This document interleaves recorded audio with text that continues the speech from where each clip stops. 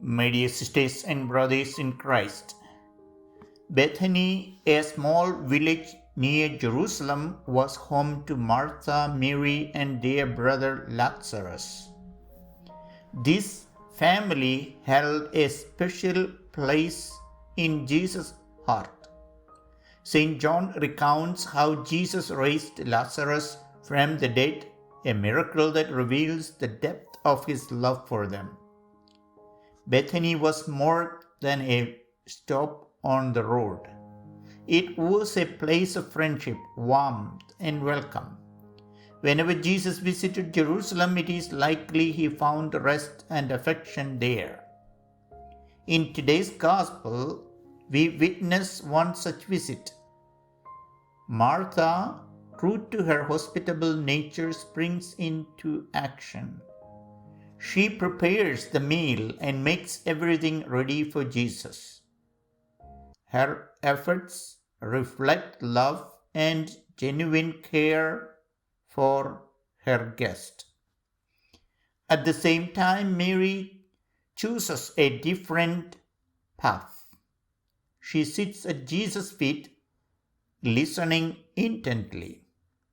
This was likely one of the most precious moments of her life, being close to Jesus, gazing upon his face and soaking in his words. Mary's choice reminds us that Christian life is not only about doing, but about being with Jesus. She models a life of prayer, resting in God's presence, receiving his word, and responding with love. To follow Christ, we need more than walks.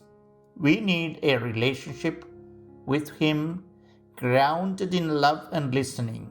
Mary's decision was not laziness, it was devotion.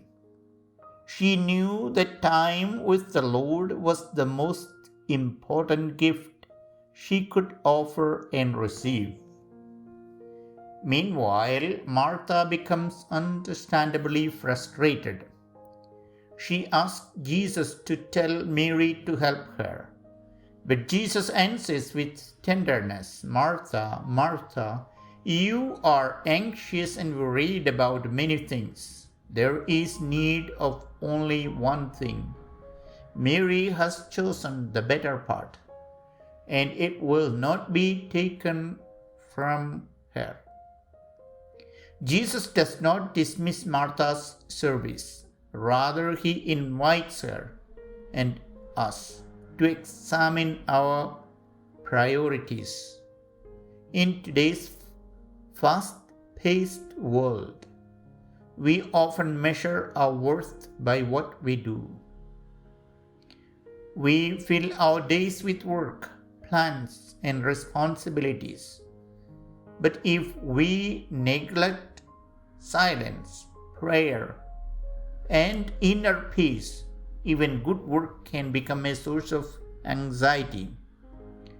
True service must flow from stillness. Love rooted in rest bears fruit.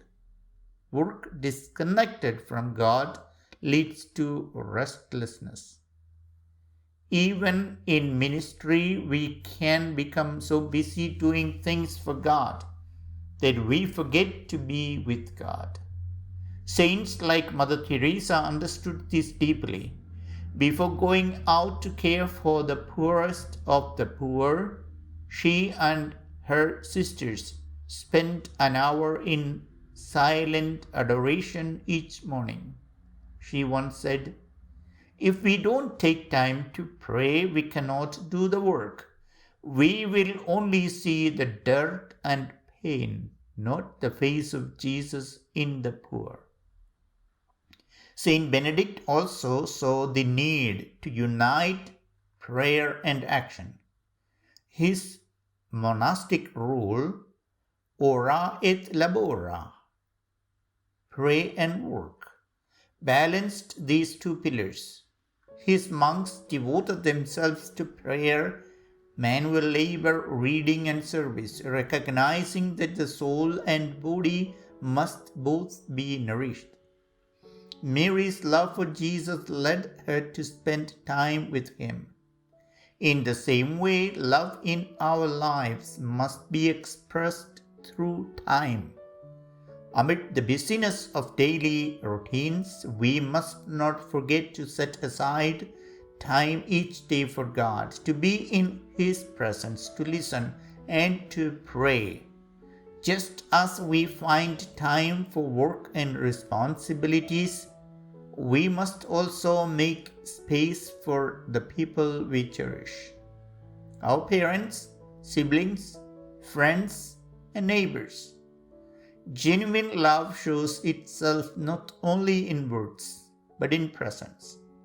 Our time is one of the most precious gifts we can offer, and it speaks love more clearly than anything else. Today, Jesus invites each of us to rest in Him.